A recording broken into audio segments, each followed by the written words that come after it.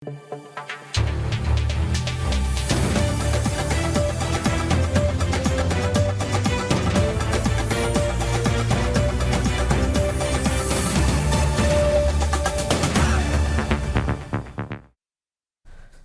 দর্শক, আমি আফজাল হোসেন, স্বাগত জানাচ্ছি সম্পাদকীয়তে। 21শে আগস্ট গ্রেনেড হামলা মামলার বিচারিক আদালতের রায় অবৈধ ঘোষণা করেছেন হাইকোর্ট। খালাস দেওয়া হয়েছে সব আসামিকে। রায় দেখে নির্দেশনা নিয়ে আপিলের বিষয়ে সিদ্ধান্ত নেওয়ার কথা জানিয়েছেন রাষ্ট্রের সর্বোচ্চ আইন কর্মকর্তা। সব আসামি খালাস পেল কেন, এ নিয়ে মানুষের মনে রয়েছে নানা আগ্রহ। আলোচিত এই মামলার রায় নিয়ে আমাদের আজকের সম্পাদকীয় বিচার কেন অবৈধ হলো, আর এ নিয়ে আলোচনার জন্য স্টুডিওতে উপস্থিত আছেন এস.এম. শাহজাহান, সিনিয়র আইনজীবী, মাসুদ কামাল, সিনিয়র সাংবাদিক, এবং অ্যাডভোকেট শিশির মনির, লুৎফুজ্জামান বাবরের আইনজীবী। দর্শক, আপনারা ওই আলোচনায় অংশ নিতে পারেন, এজন্য আপনাদের ফোন করতে হবে টেলিভিশনে দেখানো নম্বরে। এছাড়া ফেসবুকের মাধ্যমেও আপনাদের মন্তব্য পাঠাতে পারেন। আলোচনা শুরুর আগে জেনে নেব এখনকার প্রধান শিরোনামগুলো। হাসিনা আমলের লুটপাটের চিত্রে আতঙ্কিত অন্তর্বর্তী সরকার, বললেন প্রেস সচিব। লুটের টাকায় বানানো যেত 24টি পদ্মা সেতু, বছরে পাচার 1600 কোটি ডলার। বাংলাদেশকে তালিবানের রাষ্ট্র হিসেবে তুলে ধরতে মরিয়া ভারতের কিছু গণমাধ্যম। চালানো হচ্ছে পরিকল্পিত অপপ্রচার, বললেন পররাষ্ট্র উপদেষ্টা।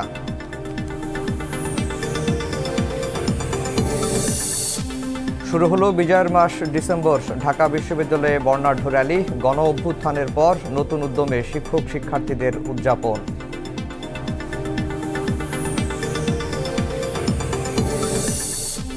এবং প্রাথমিকের নতুন পাঠ্য বইয়ে প্রতিফলন থাকবে ছাত্র জনতার অভ্যুত্থানের। অন্তর্ভুক্ত হবে চতুর্থ শ্রেণী থেকে, জানালেন গণশিক্ষা উপদেষ্টা।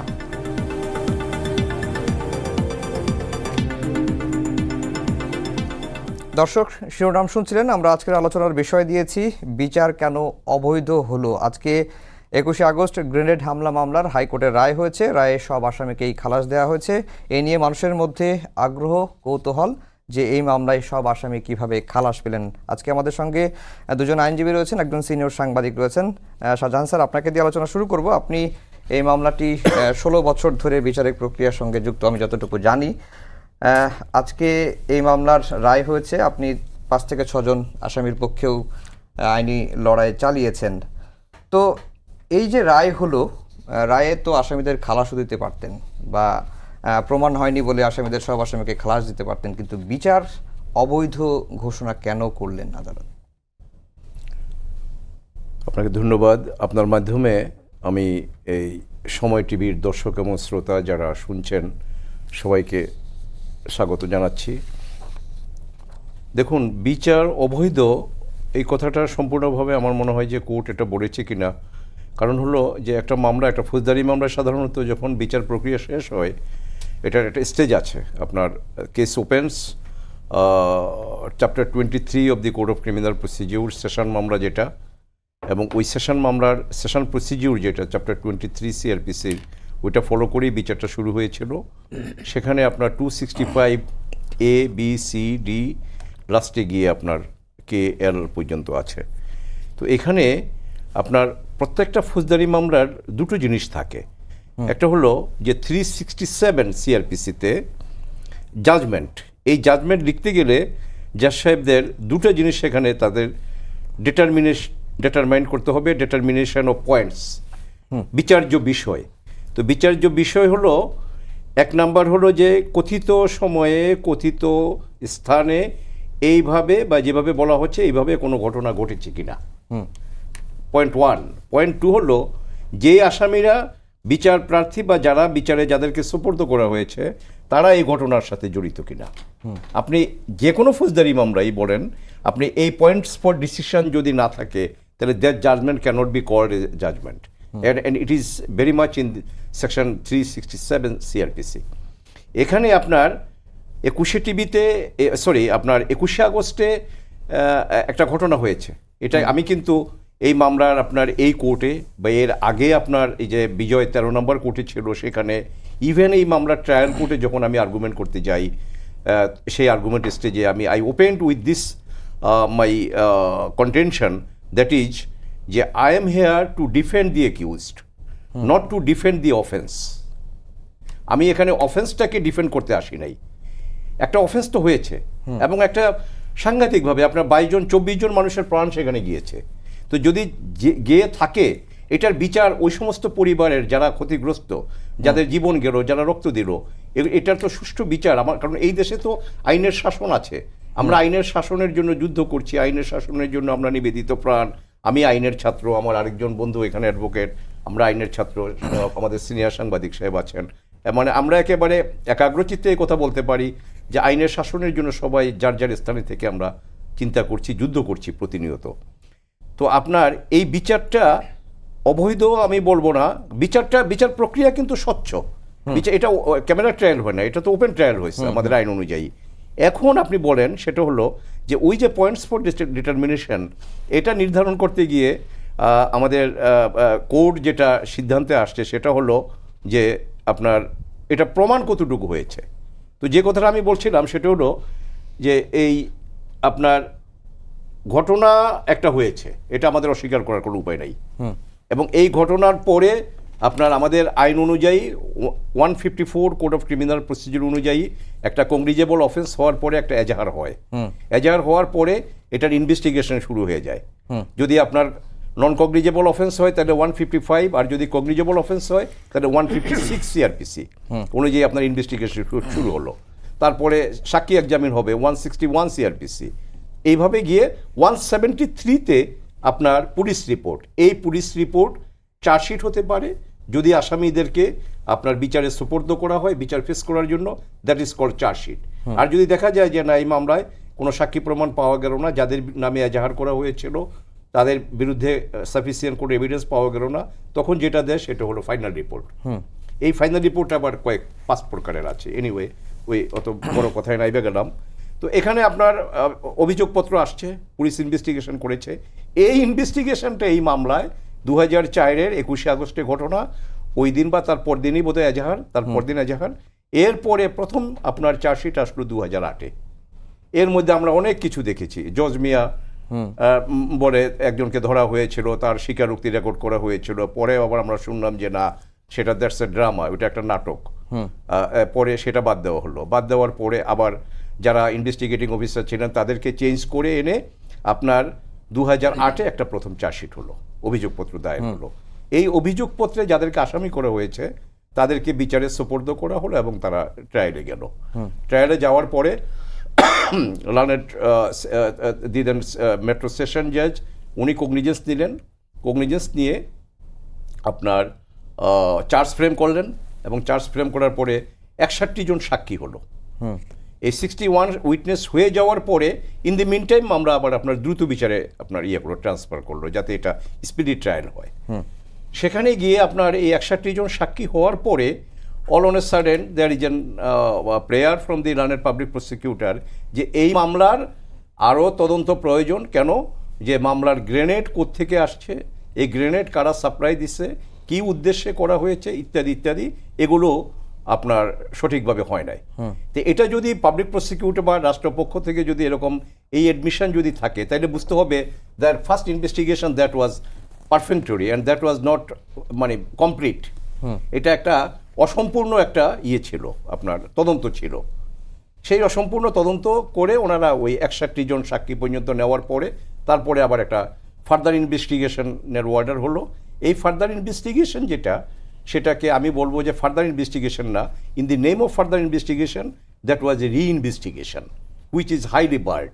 এই অভিমতগুলো আজকে যখন আমাদের জাজমেন্ট প্রনাউন্স করলেন অনারেবল প্রিজাইডিং জাজ of the high court division court number 15 main, উনি ওখানে এই যে এই ইলিগ্যালিটি যেগুলো, এগুলো বলতে গিয়ে উনি এভাবে বলেছেন, সেখানে অবৈধ in this sense not in accordance with law, আচ্ছা, not in accordance with law, but every activities of the court, সেটাকেও তো আমরা অবৈধ বলতে পারি না, এটা বৈধভাবেই হয়েছে। স্যার আপনার কাছে আবার আসবো, একটু শিশির ভাই আপনার কাছে যেতে চাই যে যেটি বললেন স্যার যে বিচারিক প্রক্রিয়াটা আইনের অনুযায়ী হয়নি। আপনি যদি মোটা দাগে বলেন যে এই যে আজকে বিচারিক আদালতের রায়টা বাতিল হলো, মোট কতটি পয়েন্ট আদালত আমলে নিয়েছেন বা কতটি পয়েন্ট তুলে ধরেছেন, তুলে ধরে বলেছেন যে এই কারণে এই মামলার রায়টি বাতিল হলো বিচারিক আদালতে? হ্যাঁ, এখানে রায় তো পুরো অংশটুকু তিনি পড়েননি, বলেছেন কিছু সিলেক্টিভ পার্ট। পুরো অংশটুকু যেহেতু অনেক বড়, পড়তে গেলে অনেক সময় লাগবে। তো ওখানে বসে থেকে যে কয়টা শোনা সম্ভব হয়েছে তার মধ্যে আমার কাছে প্রথম মনে হয়েছে যে ফার্দার ইনভেস্টিগেশনে গিয়ে যখন সেকেন্ড কনফেশন মুফতি হান্নানের সেকেন্ড কনফেশন রেকর্ড করা হলো, স্টোরিটা এরকম, মুফতি হান্নানের একটা কনফেশন প্রথম রেকর্ড করা হলো, এটা প্রত্যাহার হলো। 4 বছর পরে ফার্দার ইনভেস্টিগেশনে থাকা অবস্থায় আব্দুল কাহার আকন্দ সাহেব আরেকটা কনফেশন রেকর্ড করলেন এবং সেটাও আবার প্রত্যাহার করা হলো। এবং দ্বিতীয় কনফেশনে গিয়ে তিনি মুফতি হান্নান একটা পলিটিক্যাল লিডারদেরকে এঙ্গেজ করলেন এবং বেশ কিছু সিনিয়র অফিসার, সরকারের তখনকার দিনের বেশ কিছু সিনিয়র অফিসারকে তিনি করলেন। প্রশ্ন একটা এখানে খুবই মারাত্মক প্রশ্ন যে দ্বিতীয় কনফেশন এভাবে নিয়ে প্রথম স্টোরিটা চেঞ্জ করে দ্বিতীয় কনফেশনের উপর ভিত্তি করে যারা আসছে তাদেরকে এখানে এই মামলায় সাজা দেওয়া যাবে কিনা। এই ব্যাপারে আমাদের 70 DLR-এ স্যার জানেন, সিনিয়র আইনজীবী সম্পর্কে এই সমস্ত আইন কানুন সম্পর্কে ওয়াকিবহাল যারাই আদালতে প্র্যাকটিস করেন। 70 DLR appeal division page 70, Sajnin murder case 14 BLC 569 এবং 65 DLR 254 গুলোতে এস্টাবলিশ প্রিন্সিপাল জুরিসপ্রুডেন্স এভাবে পসিবল না। এটা সেকেন্ড কনফেশন রেকর্ড করে প্রথম কনফেশন থেকে সাবস্টেন্সিয়াল চেঞ্জ করে এর উপর ভিত্তি করে বিচার পরিচালনা করা। তিনি রায়ে এটা একটা আলোচনা করেছেন। দ্বিতীয় আলোচনা তিনি করেছেন যে যখন ফার্দার ইনভেস্টিগেশন হলো, হয়ে একটা সাপ্লিমেন্টারি চার্জশিট হলো, এই সাপ্লিমেন্টারি চার্জশিটটা তিনি এসে ট্রায়াল কোর্টে জমা দিলেন। এই সাপ্লিমেন্টারি চার্জশিটটা তিনি ম্যাজিস্ট্রেটের কাছে দেননি।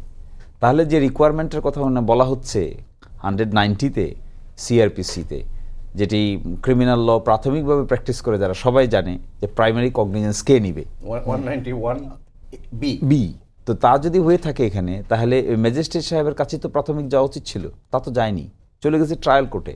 তিনি বলছেন যে এটা তো unknown, this is unknown in our jurisprudence. ইলিগ্যালিটির প্রশ্ন কেন আসতেছে? আমলে গ্রহণ একটা ফৌজদারি বিচারে আমলে গ্রহণ ভেরি ইম্পর্ট্যান্ট একটা ফ্যাক্টর এবং খুব ইম্পর্ট্যান্ট একটা stage of a criminal case. এটাকে যদি ইভেট করা হয় তাহলে সাবসিকুয়েন্ট প্রসিডিং কি হবে? সাবসিকুয়েন্ট প্রসিডিং তো ভিশিয়েটেড হয়ে যাবে। এই জন্য দ্বিতীয় প্রশ্নটি তিনি তুলেছেন। তৃতীয় প্রশ্নে তুলেছেন গ্রেনেড হামলা করেছে, এতগুলো মানুষ মারা গিয়েছে, 24 জন, প্রথম 22 জন, পরে আরো 2 জন। তো সেটা তো pathetic. Everybody wants justice, everybody wants it is to be tried accurately with proper evidences. কিন্তু কে দেখেছে? কনফেশনগুলো যে সংগ্রহ করা হলো 12 জনের, কিভাবে সংগ্রহ করা হলো? এই 12 জনের প্রত্যেকজনেই TFI সেলে ছিল। TFI সেলে 10 দিন থেকে 460 দিন পর্যন্ত ছিল। টাস্ক ফোর্স ইন্টেলিজেন্সে কি হয়েছে সেখানে 342-তে এসে যে বিভৎস নির্যাতনের চিত্র এক একজন বর্ণনা দিয়েছে, এটা কোনো স্বাভাবিক মানুষের স্বাভাবিক থাকার কথা না। পড়লে মুফতি হান্নান যে বর্ণনা দিয়েছে তাকে কি করে টর্চার করা হয়েছে TFI সেলে, টাস্ক ফোর্স ইন্টেলিজেন্সে, তাহলে তারপরে আর কনফেশনের ভ্যালু থাকে কি? কোনো ভ্যালুই থাকে না। এবং ফাইনালি আমি যেটা বুঝতে পেরেছি ওনার কথা থেকে যে আমরা বিচার করব, তো বিচার তো আর অনুমান ভিত্তিক হাইপোথেটিক্যালি করলে হবে না। বিচার, মানুষের বিচার মানেই এভিডেন্স, মানুষের বিচার মানে আইনের বিচার। এই যে মানুষ এই বিচার করছে কি মেনে করবে? প্রসেস মেনে করবে। প্রসেস আছে CRPC, প্রসেস আছে এভিডেন্স অ্যাক্ট, প্রসেস আছে পেনাল কোড। এর মধ্যে যে প্রসেসগুলো আছে এর বাইরে গিয়ে যে বিচার হবে এটা তো মানুষের বিচার হবে না। মানুষ, আমরা বিচার করছি অন্য মানুষের, কে অপরাধ করেছে কে অপরাধ করে নাই। কিন্তু এখানে তো আমরা প্রপার এভিডেন্স দেখছি না। একটা এক্সাম্পল আমি এখানে দিতে চাই, খুব ইন্টারেস্টিং, আজকে পড়তে গিয়ে দেখলাম এই সাবকন্টিনেন্টে এই ধরনের ঘটনা আরো 2-3টা আছে। যেমন আছে, আমরা দেখি তাজ হোটেলে যে আক্রমণ হয়েছিল ভারতে, এটা একটা এর কাছাকাছি একটা ইনসিডেন্ট মনে করা হয়। রাজীব গান্ধী হত্যা কাছাকাছি ইনসিডেন্ট মনে করা হয়।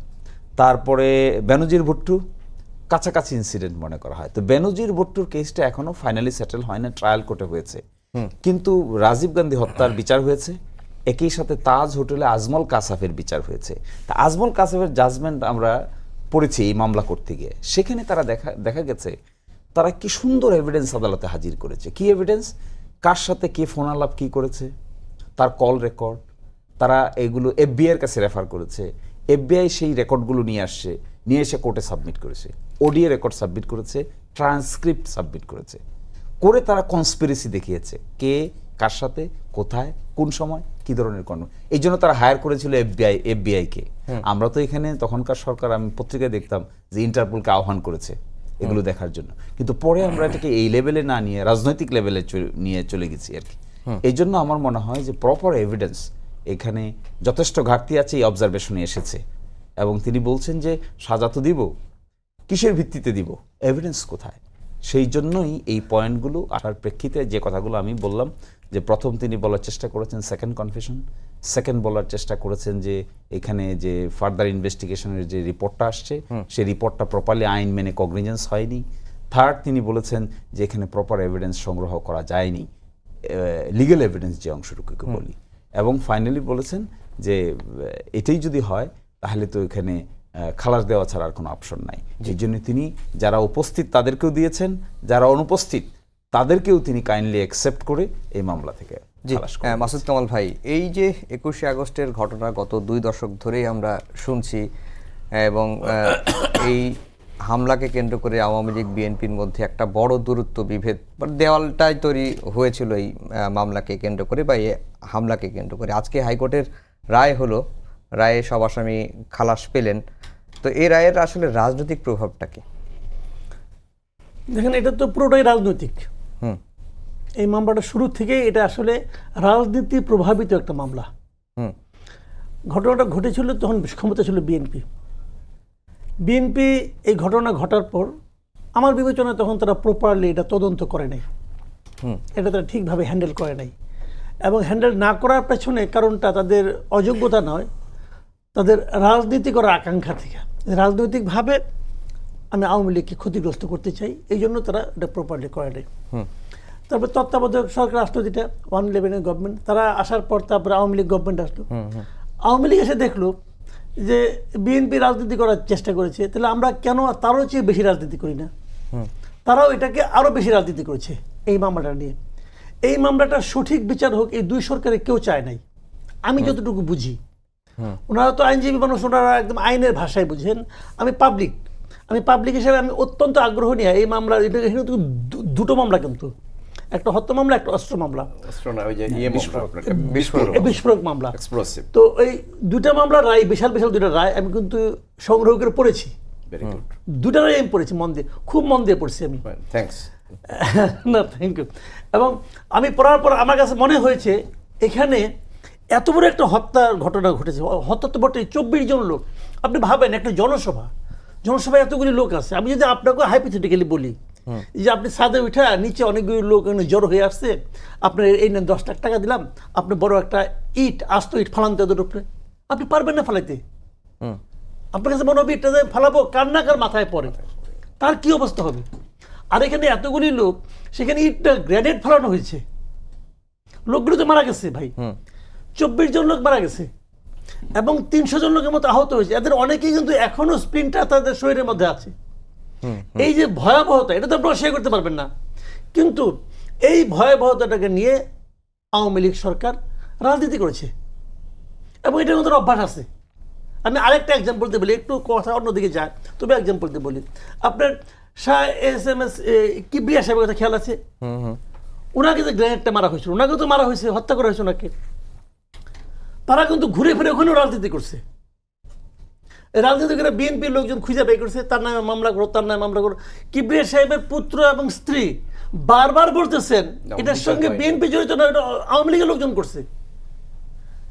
আসমা কিবরিয়া তো প্রতি সপ্তাহে, প্রতি মাসে একবার করে মানববন্ধন করতেন এটার জন্য, সুবিচারের জন্য। আওয়ামী লীগ রাজনীতি করেছে, রাজনীতির স্বার্থে। ওনারা নিজের দলের একজন গুরুত্বপূর্ণ ব্যক্তিকেও পর্যন্ত বিচার করে নাই, মানে ব্যক্তি হত্যারও বিচার করে নাই। রাজনীতিটা এত কুৎসিত আমাদের দেশে যে আইন কানুন সুবিচার সব বন্ধ, রাজনীতি করতে হবে আমাকে। আমি এই মামলাটা পড়েছি ভাই, পুরো জিনিসটা কতগুলো জায়গা আমার কাছে মনে হয়েছে যে উনি কিভাবে ওনার মৃত্যুদণ্ড হয়, যাবজ্জীবন হয়। আমি টু দ্য পয়েন্টে বলি, আমি মানে আমার কাছে বারবার মনে হয়েছে যে হানিফ পরিবহনের মালিক, ওনার নাম যেন কি, হানিফ, তাকে যাবজ্জীবন দেওয়া হয়েছে কেন? আমি পুরো একটা আরেকবার পড়ে দেখেন, আপনারা পড়ছেন কিনা যাই না, আমি বুঝি নাই কেন। মানে নর্মাল সেন্স থেকে বোঝা যায় না তার ইনভলভমেন্টটা কি। Know where. এভিডেন্স কি? মানে আচ্ছা, গল্প যেটা থাকছে, গল্পের মধ্যেও তার ইনভলভমেন্টটা কি? গল্পের মধ্যে আপনি যদি গল্প যদি পড়েন, আপনি একটা ডিটেকটিভ উপন্যাসে পড়েন না মাঝে মাঝে, তারপরে ওরা কিন্তু সাজায় গুছিয়ে আনে, এই লোকটা এই কারণে, এই লোকটা এই কারণে, এই লোকটা এই কারণে দায়ী। ওনার দায়টা কোথায় আমি এখনো বুঝি না। কায়কোবাস সাহেবের দায়টা কি আমার কাছে ক্লিয়ার না এখন পর্যন্ত। আমি খুব মন দিয়ে পড়ি, কায়কোবাস সাহেবের নাম পাইছি আমি একবার না দুইবার। কিছু নাই তার বিরুদ্ধে। ওনার তো যাবজ্জীবন দিয়েছেন আপনি, তাকে আপনি যাবজ্জীবন দিয়ে রায়টা মামলা তদন্তটা যেভাবে হয়েছে, যতটা ওটা হয়তো ওখানে কিছুটা গল্প আছে, কিন্তু রায় যেটা হয়েছে এটার মধ্যে আমি কোনো লজিক পাই নাই। কিন্তু কারে কেন ওখানে দেখা হয়েছে বিএনপির কোন পর্যায়ের নেতা, ওই পর্যায়ের নেতা, অতএব পর্যায় অনুযায়ী তার বিরুদ্ধে রায়টা হচ্ছে, আমি যেভাবে দেখেছি। তো সেখানে পুরোতদন্তের ভিত্তিতে করছে। তারপরে তো কী কারণে হলো, আইনগত দিকগুলি কোথায়, এটা তো ওনারা বললেন, ওই লাইন ওটাকে আমি আর রিপিট করি না। এইভাবে মামলাটাই আসলে মানে মামলার যে পরিচালনা পদ্ধতি, ওখানেও ঝামেলা ছিল বলে ওনারা বললেন। হয়তো এই টেকনিক্যাল কারণে মামলাটা কিন্তু বাতিল, মানে এখতিয়ার নাই তাদের বিচার করার, এরকম একটা রায় হয়ে এটা বাতিল হয়ে গেলো, সবাই খালাস পেয়ে গেলো। কিন্তু প্রশ্নটা অন্য জায়গায়। প্রশ্নটা হলো কি, এই ঘটনাটাকে কিন্তু এই মামলাটা নিয়ে, সর্বশেষ রায়টা নিয়ে পাবলিক পারসেপশনটা কি? পাবলিক পারসেপশন কিন্তু ভয়ঙ্কর। কেন ভয়ঙ্কর সেটা আমি বলি আপনাকে। 21শে নভেম্বর যেদিন নাকি এই মামলার শুনানি শেষ হলো, এই ডেথ রেফারেন্স এবং আপিলের ব্যাপারটা, তো শুনানি তো হলো, ওটা যেদিন শুনানি শেষ হলো সেই দিন আমি প্রথম আলোর একটা রিপোর্ট পড়লাম যে শুনানি শেষ, যে কোনো দিন রায়, এই ছিল শিরোনামটা। ওকে, আমি ওই রিপোর্টটা পড়ার পর আমি কিছু কমেন্ট পড়ছিলাম। 21শে নভেম্বর কিন্তু এই মাসে আরও মানে 9-10 দিন আগের কথা বলতেছি। সেখানে পাবলিক কমেন্ট করতেছে 21 তারিখেই রাত 10টার দিকে কমেন্ট করতেছে, কোনো সমস্যা নাই, সবাই এখন মুক্তি পেয়ে যাবে। বুঝলেন, এখন আর কোনো ব্যাপার না, মুক্তি পাওয়া কোনো এখন মানে এই কয়েকদিনের ব্যাপার, মানে সবাই এইভাবে বলতেছে। আচ্ছা, ওরা কি আইনি বিষয়গুলো জানতো, কি শুনানি হয়েছে না হয়েছে, এই যে টেকনিক্যাল বিষয়গুলো, এটা তো আমি আজকে শুনলাম, ওনারা না বললে আমি জানতাম না। কিন্তু তাহলে এখন তারা টেকনিক্যাল জিনিস জানে না, কিন্তু তাদের পারসেপশন যেহেতু এখন আওয়ামী লীগ গভর্নমেন্ট নাই, সবাই এখন মুক্তি পেয়ে যাবে, এই যে পারসেপশনটা, এটা কার ক্ষতি করলো? এটা ক্ষতি করলো বিচার বিভাগের। এখন বলেন এই ক্ষতিটাকে আজকে হলো প্রথম না, আজকে হয় নাই, কিন্তু এই ক্ষতির শুরু কিন্তু হয়েছে বিএনপি আমল থেকে। আমরা খালি ফিনিশিংটা দেখলাম, কিন্তু এই ক্ষতিটার শুরু কিন্তু হয়েছে বিএনপির আমল থেকে। এবং যে লোকগুলি কথা লেখছে সেই লোকগুলি এখনো মনে করে, সেই লোকগুলি কিন্তু মনে করে যদি এখন হাইপোথেটিক্যাল ধরেন যদি শেখ হাসিনা ক্ষমতায় থাকতো, রায় কি হইতো? তখন কি খুঁটিয়ে বিষয়টা ওনারা না বলতে পারতেন, বলতেন হয়তো ওনাদের মতো ওনারা বলতেন, উনি শুনতেন কিনা কে জানে, যে বিচারক সে তার মতো রায় দিতেন। তো হিসাবগুলো এখানে, যখন বিচার বিভাগ নিয়ে মাস পিপুলের পারসেপশন এরকম হয়ে যায় এবং সেই পারসেপশনের রিফ্লেকশন দেখা যায়, তখন কিন্তু এর ভয়ঙ্কর অবস্থা হয় দেশের জন্য। আমি শেষে ফিনিশিং একটা কথা বলি আপনাকে, দেখেন সামনে কিন্তু আমরা ওয়েট করতেছি যে বিচার বিভাগের সংস্কার হবে, হবে না? সেই সংস্কার জন্য এই বিষয়টা তারা যেন ভাবেন যে হচ্ছেটা কি। আমার ধারণা আমি আরেকবার বোধহয় চান্স পাবো, তখন আমি বাকি বলবো। জি স্যার, যেটি মাসুদ ভাই শেষের দিকে বললেন যে পাবলিক পারসেপশন খুবই নেতিবাচক এই রায়কে কেন্দ্র করে, কারণ মনে করা হচ্ছে যেহেতু আওয়ামী লীগ নাই, বিএনপি সবাই খালাস পেয়ে যাবে। এটা কিভাবে আসলে? দেখুন, আমি একটা জিনিস, আমি আইনের ছাত্র, আইনজীবী পড়ে প্রথমত আমি আইনের ছাত্র। আমি একটা জিনিস বিশ্বাস করি, যেটা যে আইনের শাসন সমাজে থাকতে হবে। There must have the rule of law. যদি না থাকে তাহলে সমাজ থাকবে না, এটা আমার বলতে দ্বিধা নেই। আর এখানে আমি সক্রিয় রাজনীতি করি না, কিন্তু যেই ঘটনাটা 2004-এ যখন শুরু হলো, আর 2006-এর অক্টোবর পর্যন্ত কিন্তু বিএনপি ক্ষমতায় ছিল। ওই আওয়ামী লীগের কেউ এই মামলায় অ্যারেস্ট হয়েছে? আওয়ামী লীগের কাউকে প্রথম চার্জশিটে আনছে? তাইলে এটাকে একেবারে বিএনপি, আমি কিন্তু বিএনপি করি না, আমি সক্রিয় রাজনীতিই করি না, তারপরে আমি বলছি যে স্টার্টিংটা কিন্তু রাজনীতি ছিল না, কারণ সেখানে কিন্তু বিএনপি থাকা অবস্থায় কিন্তু এটার কোনো আপনার চার্জশিট হয় নাই। কিন্তু জজ মিয়ার ঘটনাটা, জজ মিয়ার ঘটনা, এখন কোন মিয়ার ঘটনা সত্য, কোন মিয়ার ঘটনা মিথ্যা, এটা আপনার ইন দি লং রান এখন তো আমরা দেখছি। জজ মিয়ার কি সেটা তো এই মামলা লাইটে আসলো না। আবার এই যে পরের চার্জশিট যে সঠিক, এটাও তো আজকে কোর্ট রিজেক্ট করলো। আমার কথা যেটা সেটা হলো যে আমরা রাজনীতির বাইরে আমাদের বিচার রাখতে হবে, সরকারের বাইরে বিচার বিভাগকে রাখতে হবে, যেটা আজকে আমাদের মাননীয় প্রধান বিচারপতি এবং আজকে আমরা সমস্ত লয়াররা এবং আপনার এই যে সংস্কার কমিটি হয়েছে, আপামর জনসাধারণ আমরা যেটা আজকে আমরা চিন্তা করছি এবং আমরা চেষ্টা করছি এবং করতে হবে, যদি এই সোসাইটিকে আপনাকে টিকিয়ে রাখতে হয়, বিচার বিভাগকে আলাদা করা এবং বিচার বিভাগ কখনো যেন আপনার এই রাজনৈতিক কোন্দলের ভিতরে না যায়, আর আপনার যে যখন সরকার থাকবে তার যেন কোনো ধরনের কোনো খবরদারি বিচার বিভাগে না থাকে। এখন আজকে জজ সাহেব মামলা সবাইকে খালাস দিয়ে দিচ্ছে, এই জন্য যদি বলে যে যেহেতু এখন আওয়ামী লীগ না এই জন্য খালাস হয়ে গেছে, নো, আওয়ামী লীগ থাকলেও যদি এটা সঠিকভাবে আইনের বিচার করেন, আমি আমার ৪৫ বছরের আইনজীবীর অভিজ্ঞতা থেকে আমি বলছি যে এই মামলা সাজা দেওয়ার কোনো iota of evidence, আমরা একটা কথা বলি, there is no iota of evidence by which anybody can be convicted. Sir, আপনি তো 16 বছর ধরে এই মামলার বিচার প্রক্রিয়া 2008 সাল থেকে ছিলেন। জি। তো আপনার কাছে মনে হয় কি মনে হয়, যেটি শিশির ভাই বললেন যে প্রপার এভিডেন্স ছিল না, কিন্তু এই মামলাটার তদন্তটা হামলা তো কেউ না কেউ করেছে, এটি কি আসে না? না, এই মামলাটা আমি একটা কথা বলি আপনার, যারা ক্ষতিগ্রস্ত হয়েছে তাদের জন্য আমারও মন কাঁদে। আমি শুরু করেছিলাম যে কথাটা বলা, যে I will defend accused, not the offence. এই অফেন্স হোক, এটা আমরা চাই না। তখনকার বিরোধী দলীয় নেত্রী শেখ হাসিনা এবং আওয়ামী লীগের প্রথম সারির সমস্ত নেতারা এবং বেগম আইবি রহমান, আপনার ফরমার প্রেসিডেন্ট জিল্লুর রহমান সাহেবের ওনার স্ত্রী, উনি শি ওয়াজ অ্যাসাসিনেটেড, উনি খুন হয়ে গেলেন এই গ্রেনেডে।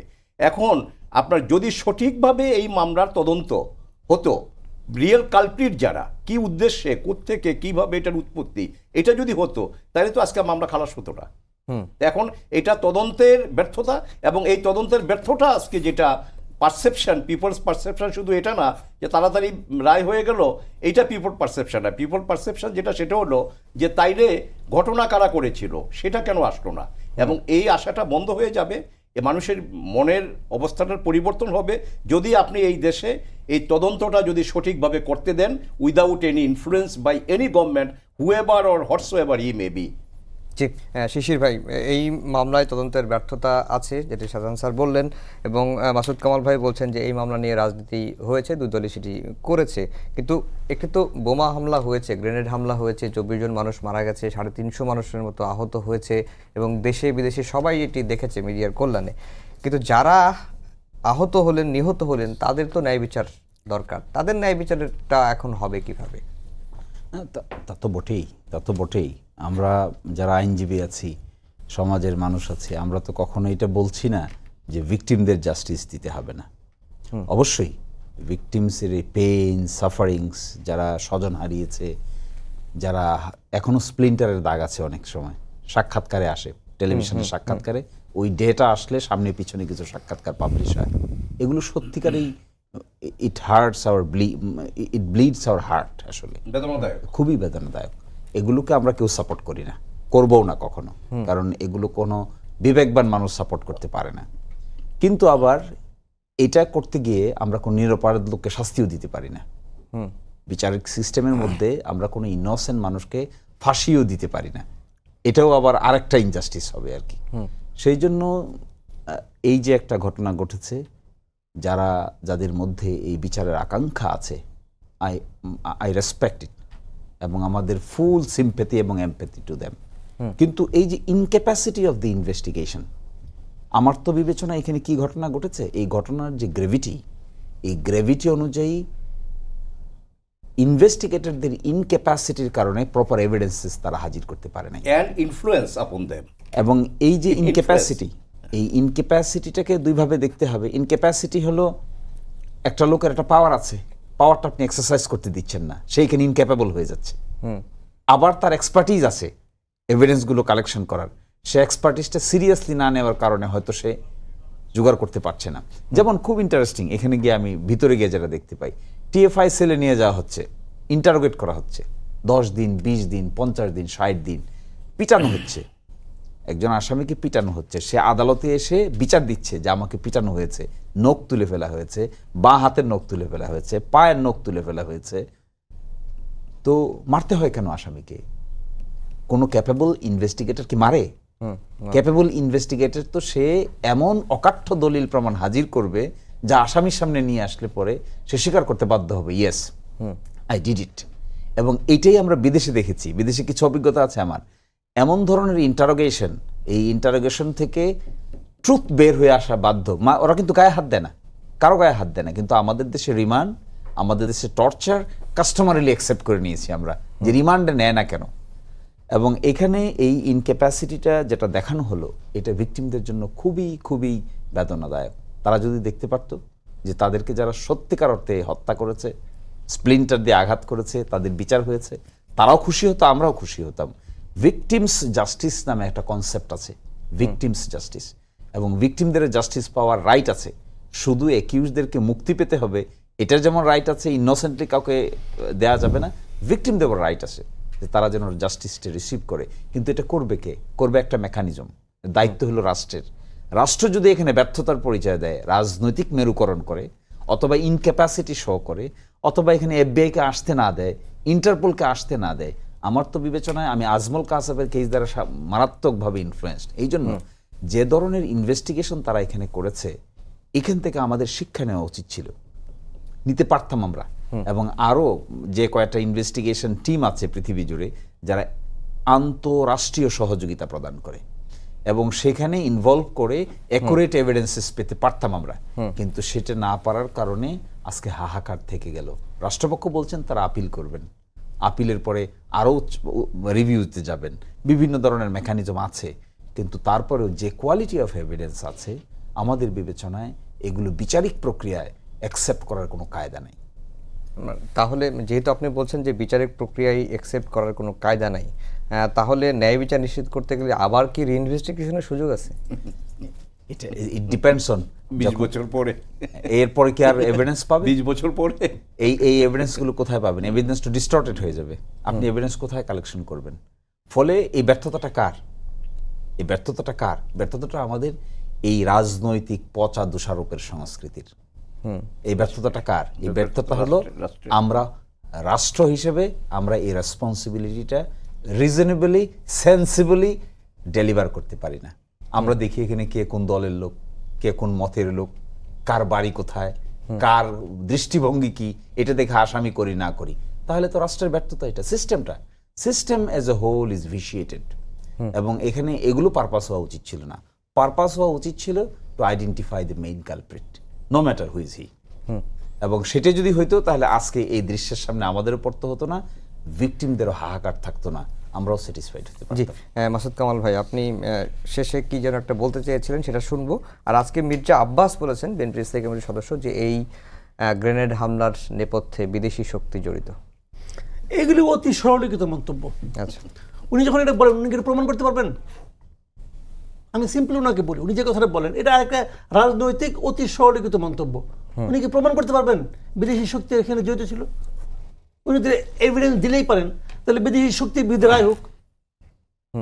তো এগুলো ফাজলামো কথাবার্তা, এগুলি দায়িত্বহীন ব্যক্তি মানে মাতো কথা বলেছেন, এটা হয় না।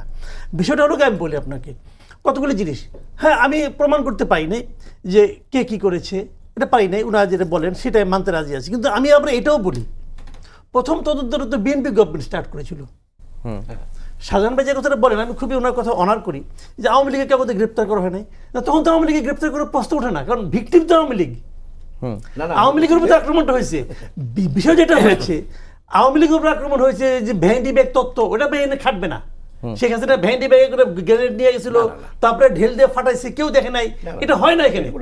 বিষয়টা কি আমি বলি আপনাকে, ওই সময় প্রথম তদন্ত তো ওনাদের হাতে। এই ঘটনা ঘটার পরেও তো 2 বছর ওনার ক্ষমতায় ছিলেন তো। ওনারা কি তদন্তটা ঠিকঠাক মতো করেছেন? করেননি। ওনারা কি তদন্ত অবহেলা করেননি? করেছেন। ওনারা কি তদন্তটাকে মানে যেভাবে তারা অগ্রসর হচ্ছিলেন সেভাবে অগ্রসর হলে কি ন্যায় বিচার পাওয়া যেত? হয়তো যেত, আমি জানি না কি হতো, কারণ যেটা শেষ হয় এটা আমি বলতে পারবো না। কিন্তু আমরা কি ওটুকু দেখে বুঝি যে হতো না? আমার কথাটা হলো কি জানেন, বিচার ব্যবস্থার দায়িত্বটা কি? খালি ও দোষী বলা অথবা ও নির্দোষী এটা বলা? ও দোষী নয়, ধরলাম তারেক রহমান খুন করেন, হত্যার সঙ্গে জড়িত না, তাই বলে কি হত্যাটা হয়নি? হত্যার সঙ্গে কেউ না কেউ তো জড়িত। যে জড়িত তাকে সাজার আওতায় আনা কার দায়িত্ব? রাষ্ট্রের দায়িত্ব, তদন্তকারী সংস্থা। এটা কিন্তু রাষ্ট্রের। ওই তদন্তকারী সংস্থা মনে করেন সৈয়দ কাহারা, কিন্তু সে পারে নাই, সে মোটিভেটেড কাজটা করছে, সেটাই বুঝলাম। কিন্তু তাহলে এটা কি হবে? কিছুতে একটা ব্যবস্থা তো করতে হবে ভাই। আইভি রহমান তো ডায়রিয়া রোগে মারা যায় নাই, আইভি রহমানে কিন্তু ডাইনারকে মারা গেলে আমি বলতাম যে ওর স্যালাইন কে বানাইছে তার দোষ আছে, সে তবে গ্রেনেডে মারা গেছে। এবং ওই সময় গ্রেনেডের নমুনাগুলো আলামতগুলো ধ্বংস করা হয়েছে, আমরা দেখছি জেলখানায় এই গ্রেনেড পাওয়া গেছে, এখানে গ্রেনেড পাওয়া গেছে, সেই গ্রেনেড নিয়ে ধ্বংস করে আর্মি নিয়ে করে দিয়েছে, ডিস্ট্রয় করে দিয়েছে। এগুলো যে সত্য ঘটনা, যাদের বিরুদ্ধে অভিযোগ ছিল তাদেরকে পাকিস্তানে পাচার করে দেওয়া হয়েছে, সত্য ঘটনা। আমি তো বললাম, আমি রায়টা তো পড়েছি ভাই। সাদেক হাসান রুমি তো যে প্রাইম মিনিস্টারের কাছে গিয়েছিল ওই সময়, তাকে প্রাইম মিনিস্টার বলছে আপনি এগুলো এতগুলো বুঝতে হবে না। সাদেক হাসান রুমি তো জীবিত ব্যক্তি, এটা তো কোনো অলিক চরিত্র না। বিভিন্নভাবে কার কি ভূমিকা ছিল, কে কিভাবে বলেছে, ওগুলো আবার আনেন আপনি, এনে একত্র করেন, জিজ্ঞাসা করেন কি হয়েছে। এখন একবার হয়নি অতএব এই বিচার হবে না, আমি একটা হাউতাস দেখাইলাম অতএব শেষ হয়ে গেল, নো। এটাও রাষ্ট্রের জন্য আমি মনে করি ক্ষতিকর একটা উদাহরণ তৈরি হবে, ক্ষতিকর উদাহরণ তৈরি হবে। এরপরে কি হবে, এর যে আরো ঘটনা হবে, হওয়ার পর বলবে যে ভাই তদন্ত ভুল হয়ে গেছে অতএব তোমার সবাই ভুলে যাও, এটা কেউ ভুলবে না। 21শে আগস্টের ঘটনা আমাদের দেশের রাজনীতির ক্ষেত্রে, আমাদের বিচার বিভাগের ক্ষেত্রে একটা বড় কলঙ্ক হয়ে থাকবে এবং এর দায় কেউ এড়াতে পারবে না। জি, এই দায় নিতে হবে রাষ্ট্র। জি শাহজাহান স্যার যেটা বললেন যে এই প্রপার ইনভেস্টিগেশন হয়নি, প্রপার এভিডেন্স পাওয়া যায় নাই, আসামিরা সব খালাস হয়ে গেল, কিন্তু ঘটনাটা তো ঘটেছে, বিচার নিশ্চিত করার দায়িত্ব তো রাষ্ট্রের। আমি তো প্রথমেই বললাম যে আপনার ওই পয়েন্টস ফর ডিটারমিনেশন তো দুটা, ঘটনা হয়েছে কি না, ঘটনা হয়েছে।